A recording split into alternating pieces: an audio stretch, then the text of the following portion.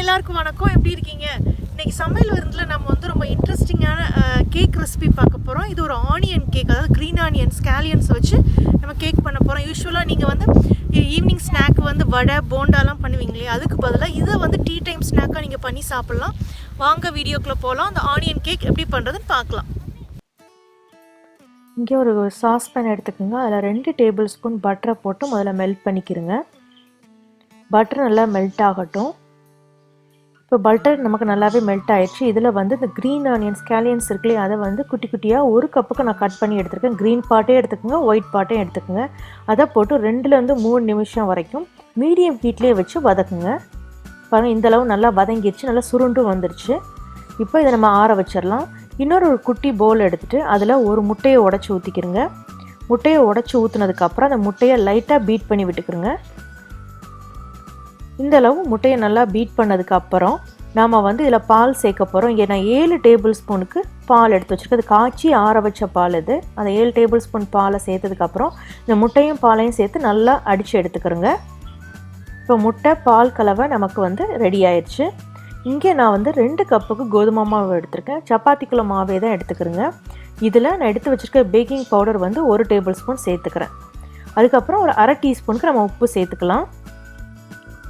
உப்பு சேர்த்ததுக்கப்புறம் கடுகு இருக்கு இல்லையா, கடுகை வந்து அரைச்சி நான் அந்த 1 டீஸ்பூனுக்கு எடுத்துருக்கேன். அதாவது இடித்து நான் அதை சேர்த்துக்கிறேங்க. சேர்த்தா நல்லா டேஸ்ட்டாக இருக்கும் நமக்கு.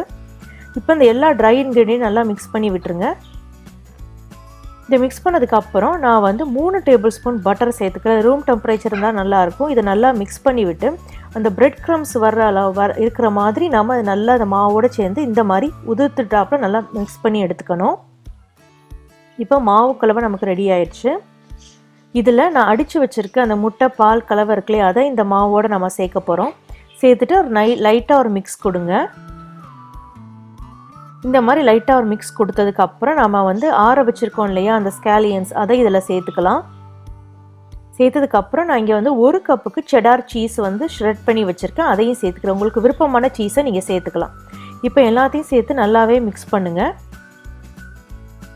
இந்த மாதிரி மிக்ஸ் பண்ணி தண்ணி சேர்க்க வேண்டாம். அந்த பால் முட்டை கலவையே போதுமான அளவு ஈரப்பதத்தை கொடுக்கும். இதை வந்து நல்லா இந்த மாதிரி கலந்ததுக்கப்புறம் ஒரு ஃப்ளாட்டான சர்ஃபேஸில் கொஞ்சம் மாவு தூவிட்டு இதை வந்து நல்லா ஸ்மூத்தான கலவையாக இந்த மாதிரி நல்ல சப்பாத்திக்கு வர மாவு மாதிரி நல்லா மிக்ஸ் பண்ணி எடுத்துக்கோங்க. ரொம்ப பிசைய வேண்டாம். இந்த ரெடி பண்ணிகிட்டு இருக்கும் பொழுதே உங்கள் ஓவனை ப்ரீஹீட் பண்ண ஆரம்பிச்சிடணும். இப்போ நம்ம இதை வந்து ஒரு ட்ரேக்கு ட்ரான்ஸ்ஃபர் பண்ணலாம். ஏன்னா நம்ம பேக் பண்ண போகிறோம். இதில் நான் ஆல்ரெடி பட்டர் பேப்பர் போட்டு வச்சுருக்கேன். அதில் இதை நல்லா ஸ்ப்ரெட் பண்ணி விட்டுக்கிறேங்க. அதில் போட்டு இந்த மாதிரி நல்லா ஸ்ப்ரெட் பண்ணிவிட்டு அதை ஷார்ப்பான நைஃபை வச்சு 8 பகுதியாக நல்லா பிரித்து எடுத்துக்கிறேங்க.